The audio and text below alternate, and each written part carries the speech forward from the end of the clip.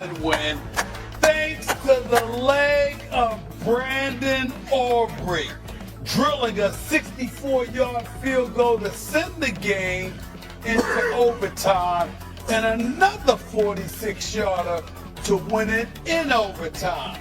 The Cowboys defense gave up over 500 yards to the New York Giants, including 3 touchdowns in the fourth quarter.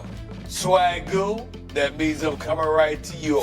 Are you feeling encouraged or discouraged by Dallas after their slim win over the G-Men? I'm discouraged, man, and I want to be so encouraged. I clap because we win, and I'm going to celebrate it every time we win, but to make Russell Wilson look like he was back in Seattle on his way to a Super Bowl blew my mind. And it's just compounding because we know Micah Parsons is in Green Bay. And even in the first game, CC, with Jalen Hurts and when he was taking off, I was like, damn, it would have been nice to have that fast defensive end chasing people down and getting people off the field on third down. My concern is the defense. Offensively, I thought Dallas was going to be one of the better teams in the NFC, but defensively right now, man, it's just it's a bad situation, and I understand Bland wasn't in the game, and it was Kyer Elam. And I think Elam is going to be a good player. I think he was in a tough situation against Malik Neighbors. But to see Russell Wilson have that success against that defense, knowing what you actually have to play to try to get through the NFC and win something that matters, I wasn't very encouraged by that. What about you, Steve? Yeah, I was encouraged by the Dallas Cowboys, and it's not with the defense, but it's with the offense. You got a receiver tandem that is as talented as any receiver tandem in the NFL. And if Dak Prescott is able to stay upright, then you're talking about the Dallas Cowboys being a team that can potentially win double-digit games, regardless. Now, as long as they don't disqualify themselves before the trade deadline, I think that this front office, this ownership group would be willing to make a move and add to that defensive unit. Now, what we've seen for the Dallas Cowboys from a scheduling standpoint, 3 of their next 4 opponents don't have a. Okay. So there'll be the potential for them to still be hanging around late October, early November. And I would anticipate if that's the case, Cowboys adding to that defense to try to fortify that unit because their offense gives them a chance to get to the playoffs. What's their biggest need? They got What's their biggest need? pass rush. They got to get pass rush. So you're trying to tell me that their biggest need? I knew it. You I mean, that's what it gotta is. get a pass. So their biggest need that's hindering them is the one that was fulfilled when they had Micah Parsons and they let the man walk out. Stephen A., there is no doubt. They moved on from their best player and created a massive hole. They got to fix it. They got to fix it.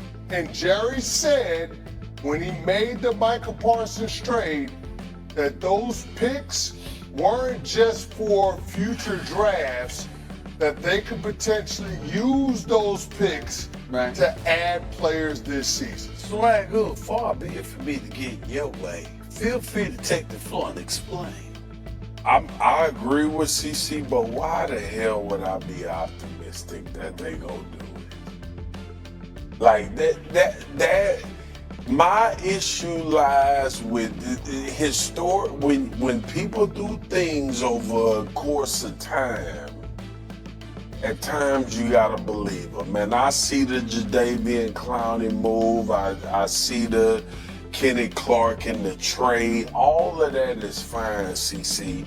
But at some point, like bro, a generational talent like Micah Parsons, you let go to leverage future picks that you don't know if they gonna work out.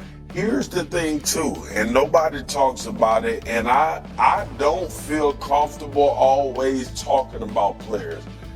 They drafted Mozzie Smith in the first round, but and he didn't pan out. Bust. So I'm using Charlton is another one. Same. I'm using those as examples that them damn first round picks might not mean nothing.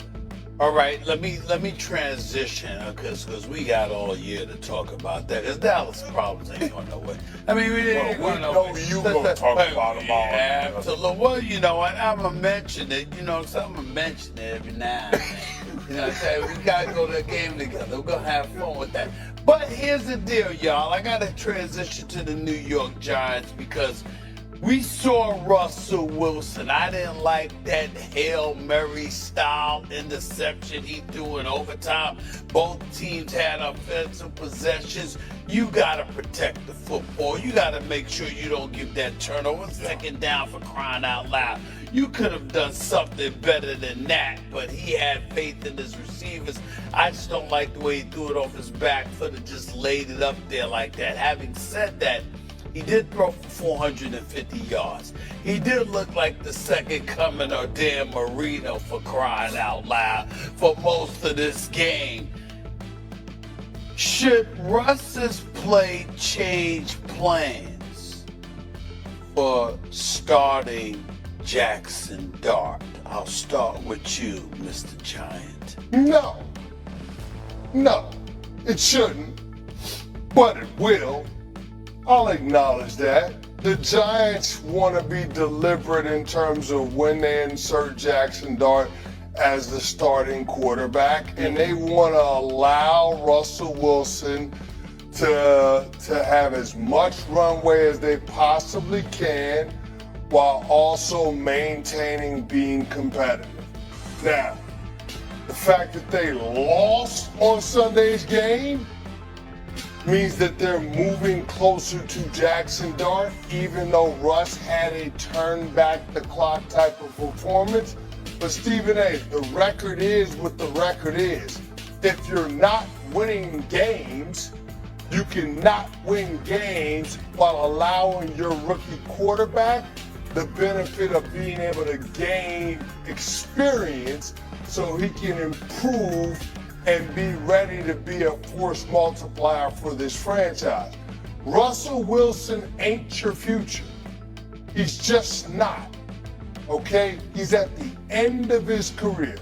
Jackson Dart is the future, and at some point in the near future, Russell Wilson is going to give way to Dart. What about you, Swagger?